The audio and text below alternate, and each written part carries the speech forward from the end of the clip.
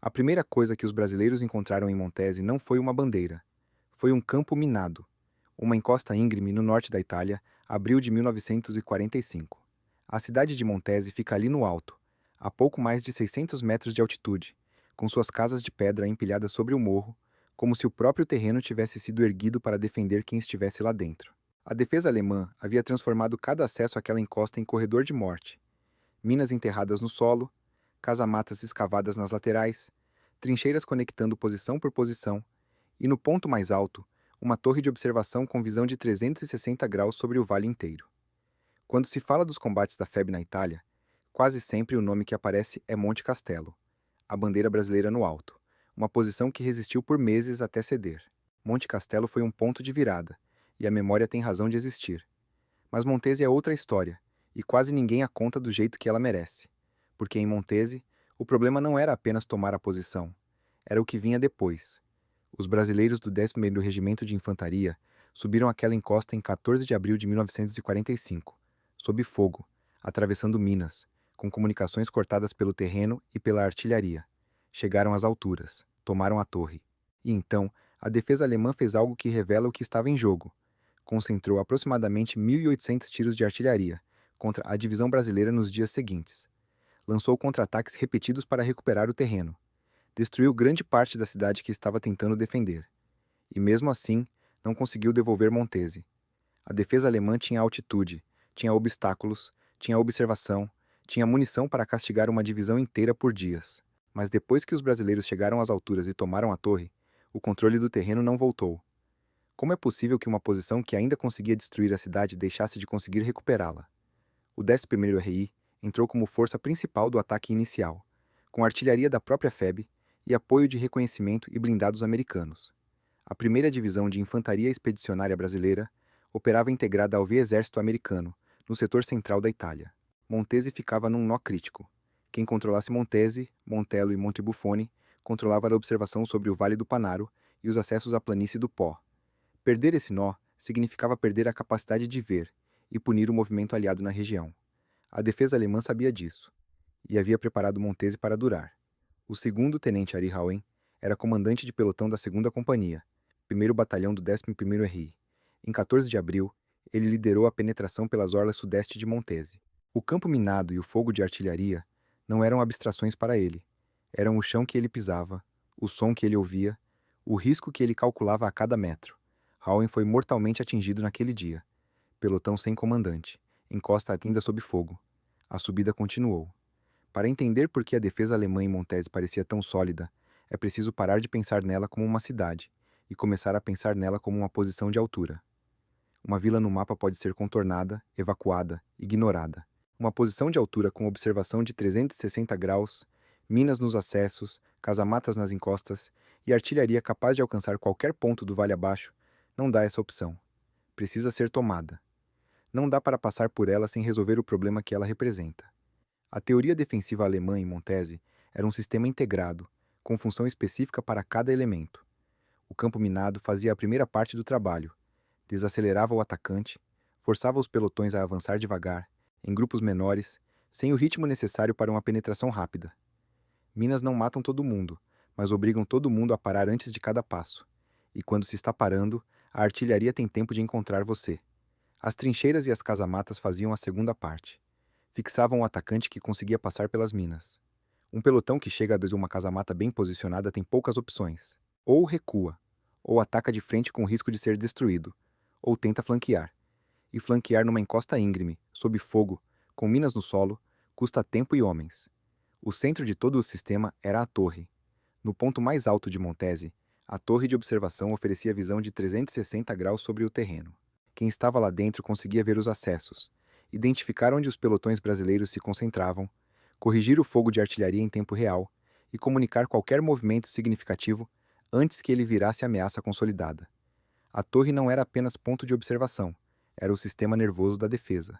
Sem ela, a artilharia ainda podia disparar, mas disparava com menos precisão, sem ajustar o tiro conforme o atacante se movia. Artilharia com observação corrige. Artilharia sem observação apenas faz barulho e destruição. O objetivo operacional da defesa não era preservar cada casa de Montese, era conservar o nó Montese-Montello-Montebuffone. Quem controlasse esse triângulo de alturas, controlava a observação sobre o Vale do Panaro e os acessos à planície do Pó, o caminho que os aliados precisavam abrir para avançar ao norte da Itália. A 104ª Jägerdivision operava nesse setor. O general-major Hans Joachim Ehlert comandava a formação até 15 de abril de 1945, o dia seguinte ao ataque brasileiro. Martin Strahammer assumiu entre 15 e 23 de abril.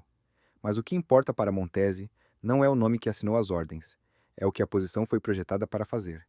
E em 14 de abril, era exatamente isso que estava acontecendo. Os pelotões do 11º RI avançavam pelos acessos sudeste. O terreno ondulado cortava as comunicações, fios telefônicos rompidos por estilhaços, rádio perdendo eficiência nas dobras do relevo. Cada grupo avançava com visão parcial do que acontecia ao redor. A morte de Howen no campo minado era o sistema funcionando como havia sido projetado. Minas e artilharia trabalhando juntos para fragmentar o avanço, separar os pelotões e impedir que a penetração virasse controle. A posição alemã estava funcionando, até os brasileiros chegarem ao ponto que permitia à defesa enxergar e corrigir o campo de batalha inteiro. Em 14 de abril de 1945, os pelotões do 11º RI estavam dentro do sistema defensivo de Montese, não passando por ele, dentro dele. Howen já havia caído. O pelotão que ele comandava precisava continuar sem ele. O comando mudou de mãos no meio do movimento, e os homens que continuavam vivos tomavam decisões com o que sabiam, com o que viam e com o que ainda conseguiam comunicar. E comunicar era o problema central. O terreno ondulado de Montese era obstáculo não só para os pés, era obstáculo para o rádio. As dobras do relevo absorviam o sinal, criavam zonas de silêncio onde um pelotão podia avançar sem que o pelotão ao lado soubesse. Fios telefônicos estendidos ao longo dos acessos podiam ser cortados por um único estilhaço, e a artilharia alemã não estava parada. Continuava trabalhando, procurando concentrações, punindo qualquer grupo que ficasse parado tempo suficiente para ser identificado. Mas os brasileiros continuaram subindo. Homens determinados, mesmo fragmentados, mesmo sem comunicação perfeita, mesmo perdendo comandantes, continuavam subindo. A teoria defensiva funcionava para desacelerar, não funcionava para parar completamente. Os pelotões do 10º RI alcançaram as alturas. Com apoio da artilharia da FEB, atacando casamatas e trincheiras remanescentes, os brasileiros foram consolidando posições nas encostas e no interior da cidade. A penetração deixava de ser apenas contato e virava presença que precisava ser removida. 15 de abril. O tenente Iporã Nunes de Oliveira era comandante de pelotão da mesma 2ª Companhia do 11º RI. Avançou sobre Montese como parte da operação de consolidação que se seguiu à penetração do dia anterior. E em 15 de abril, Iporã chegou à torre. A tomada da torre não foi um duelo individual. Foi o resultado de uma operação coletiva que havia custado homens, tempo e esforço desde o dia anterior. Mas o momento em que a torre mudou de mãos teve efeito tático imediato. 2 artilheiros alemães foram presos no local. Homens que serviam ao sistema nervoso da defesa, capturados no ponto que deveria protegê-los.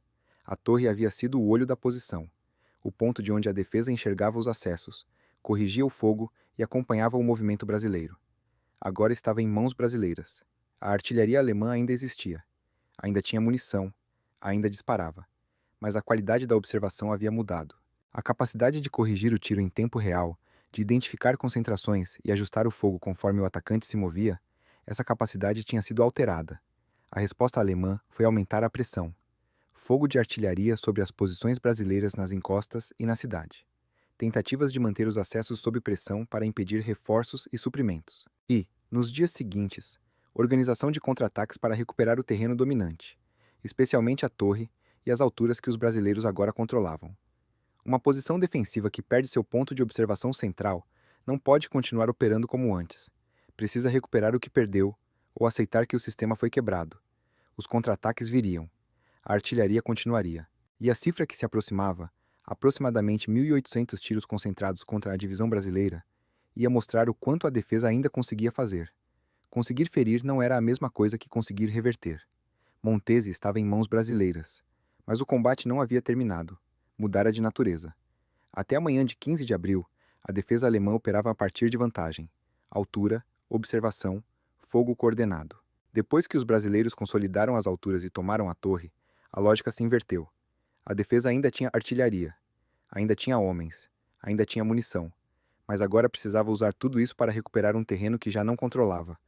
Tarefa diferente de defender terreno que nunca foi perdido. Os contra-ataques começaram em 15 de abril e continuaram em 16 de abril. A defesa alemã pressionou as encostas de Montese, tentando empurrar os brasileiros para fora das alturas e reabrir o acesso à torre. Não era a tentativa desesperada de um exército em colapso. Era a resposta operacional. Se você perdeu o ponto de observação que organiza toda a sua defesa, você tenta recuperá-lo. Cada contra-ataque que chegava às encostas encontrava pelotões do 11º RI e do 6º RI já entrincheirados, apoiados pela artilharia brasileira e pelos blindados americanos que haviam acompanhado o avanço. A posição que os brasileiros ocupavam não era mais uma penetração frágil, era uma linha. Aproximadamente 1.800 tiros de artilharia foram concentrados contra a 1ª Divisão de Infantaria Expedicionária Brasileira nos dias seguintes à tomada de Montese. No mesmo período, as 4 divisões aliadas do setor receberam juntas aproximadamente 2.800 tiros. A divisão brasileira absorveu sozinha mais de 60% de todo o fogo de artilharia alemão direcionado ao setor. Essa concentração não foi acidente, foi escolha. A defesa tentava com fogo fazer o que os contra-ataques não conseguiam fazer com infantaria: desalojar os brasileiros das alturas. O efeito estava no terreno: casas destruídas, comunicações sob pressão constante, homens expostos nas encostas sem cobertura adequada, posições precisando ser reforçadas e mantidas sob bombardeio contínuo. Montese, a cidade, estava sendo destruída pelo fogo da defesa alemã que tentava recuperar o que havia perdido. Cada projétil que caía sobre as ruas de pedra, sobre os telhados, sobre as paredes que ainda estavam de pé, era a defesa tentando converter destruição em retomada. E aqui residia o problema daquela lógica. Destruir uma posição não significa retomá-la. Você pode reduzir Montese a escombros e ainda não ter Montese de volta. Porque o que importava operacionalmente não era a cidade. Era quem controlava as alturas acima dela. Os brasileiros continuavam lá. Haviam subido sob fogo em 14 de abril. Haviam perdido Hauen na penetração. Haviam consolidado posições enquanto a artilharia tentava desorganizá-los. Haviam tomado a torre em 15 de abril. E agora, nos dias seguintes, precisavam permanecer, sob aproximadamente 1.800 tiros, sob contra-ataques repetidos, sob a pressão de uma defesa que ainda tinha capacidade de ferir mesmo depois de perder o controle do terreno dominante. Entre os dois nomes que você já conhece, Hauen, que caiu no acesso, e Iporã, que chegou à torre, havia centenas de outros homens, artilheiros da FEB respondendo ao fogo alemão, operadores de rádio tentando manter comunicação num terreno que absorvia o sinal, pelotões do 11º RI segurando posições nas encostas, enquanto os contra-ataques chegavam, unidades do 6º RI entrando na limpeza das resistências remanescentes, reconhecimento e blindados americanos apoiando a consolidação. Linha brasileira não era metáfora. Era uma estrutura física de homens, armas e posições, mantida sob pressão contínua. Os contra-ataques alemães encerraram em 16 de abril. A defesa não ficou sem munição. Nenhum comandante alemão assinou uma ordem de retirada que tenha chegado ao registro. Os contra-ataques simplesmente não produziam o resultado que precisavam produzir. Cada tentativa de pressionar as encostas encontrava a mesma resposta: uma posição brasileira já estabelecida, apoiada, capaz de resistir. Bombardear, contra-atacar, pressionar, falhar em retomar. A defesa alemã ainda conseguia punir, não conseguia mais recuperar. A partir de 16 de abril, a iniciativa havia mudado de lado. A limpeza das resistências remanescentes em Montese continuou até 17 de abril. Posições isoladas, casamatas que ainda resistiam, pontos que precisavam ser verificados e neutralizados, exigindo tempo e homens. Mas o resultado operacional já estava decidido.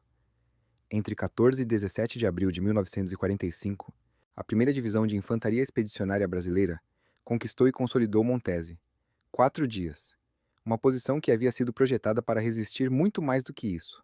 A FEB saiu de Montese com 426 a 430 baixas, entre mortos, feridos, capturados e desaparecidos.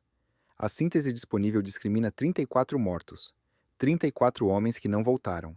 Os outros compõem o restante da conta. Feridos que precisaram de evacuação, homens que ficaram fora de combate por dias ou semanas, alguns que nunca foram encontrados. Do lado alemão, as estimativas falam em aproximadamente 497 baixas. Outras sínteses registram 453 entre mortos, feridos e capturados. A defesa pagou um preço real pela tentativa de manter e depois recuperar Montese. E então, aos civis: 189 mortos, 833 de 1.121 casas destruídas, Montese tinha 1.121 casas. Quando o combate terminou, 833 delas estavam destruídas. 74% da cidade. O fogo que fez isso foi o fogo alemão. Os aproximadamente 1.800 tiros concentrados contra a divisão brasileira, os contra-ataques que pressionaram as encostas, a artilharia que tentou converter destruição em retomada. A cidade que a defesa alemã tentava recuperar foi sendo demolida pelo próprio esforço de recuperá-la. 189 civis que estavam em Montese quando a batalha começou não estavam mais lá quando ela terminou. Ari Hauen era tenente. Tinha 25 anos. Comandava um pelotão da 2ª Companhia, 1º Batalhão do 11º RI. Em 14 de abril de 1945, liderou seus homens pelos acessos sudeste de Montese. Pelo campo minado, sob fogo de artilharia. Foi mortalmente atingido naquele dia. O boletim no 168 da 1ª DE registrou a morte. O Museu Virtual da FEB preservou a biografia. Hauen não viu a torre ser tomada. Não viu os contra-ataques serem repelidos. Não viu a limpeza terminar em 17 de abril.